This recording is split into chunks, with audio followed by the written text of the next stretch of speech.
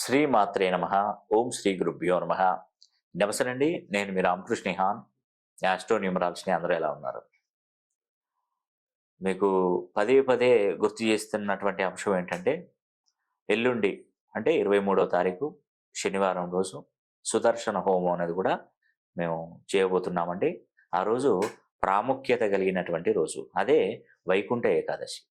దీన్ని ముక్కోటి ఏకాదశి అని కూడా పిలుస్తారు. ఇంత చక్కటి పరమ పవిత్రమైనటువంటి రోజున మీరు స్వామివారిని ఉత్తర ద్వార దర్శనం చేసుకొని, ఉత్తర ద్వారము గుండా దర్శనం చేసుకోండి. సుదర్శన హోమంలో పాల్గొన్నటువంటి వారికి ఆ ఇంట్లో ఎప్పుడు కూడా సిరుల పంట, లక్ష్మీదేవి అనుగ్రహం వెన్నట్టే ఉంటుంది.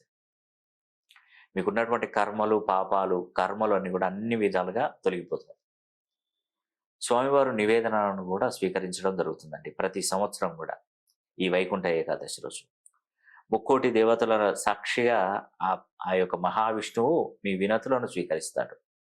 అది మనం నివేదన సమర్పించేది ఎలా ఉండాలంటే ధర్మబద్ధంగా ఉండాలి, న్యాయబద్ధంగా ఉండాలి. అంతేకాని మనం ఇష్టం వచ్చినటువంటి నివేదనను మనం స్వామివారికి సమర్పించుకుంటే ఆగ్రహ జ్వాలలకు గురవుతాం. ఒకటి ధర్మబద్ధంగా కోరుకోండి, ధర్మబద్ధంగా న్యాయబద్ధంగా మీరు స్వామివారిని వేడుకోండి, కోరుకోండి, ధ్యానం చేసుకోండి. తప్పకుండా ఆ స్వామి మీకు తప్పకుండా మంచి కరుణా కటాక్షాలు, సిరి సంపదలు, భోగభాగ్యాలను కల్పిస్తాడు. ఉద్యోగ అవకాశాల కోసం ప్రయత్నిస్తున్నటువంటి పిల్లలు సుదర్శన హోమంలో పాల్గొనడం ఎంతో మంచిది. అంటే మీరు రానవసరం లేదండి. మీరు ఆన్లైన్లోనే మీరు మీ గోత్రనామాలు పంపించినట్టయితే, మీ అడ్రస్ పంపించినట్టయితే, ఈ హోమం పూర్తయిన తర్వాత ఈ వీడియో అనేది కూడా మీకు పంపిస్తాను. ఈ ప్రసాదం అనేది కూడా మనకు ఈ ప్రసాదము మరియు విభూతి కూడా నేను పంపించడం జరుగుతుంది. ఒకటి మీరు ప్రతి ఒక్కరూ అర్హత అనేది కూడా చేసుకోండి. అర్హులే మీరు తప్పకుండా. మీరు ఉద్యోగ సమస్యలతో బాధపడుతున్నటువంటి వారు, వివాహాలు కాలేకపోతున్నటువంటి వారు, వ్యాపారాలలో నష్టాలు కొనసాగిస్తున్నటువంటి వారు, వీళ్ళందరికీ కూడా మరి ఈ యొక్క సుదర్శన హోమం ద్వారా ఎంతో మంచి మేలు జరుగుతుందండి.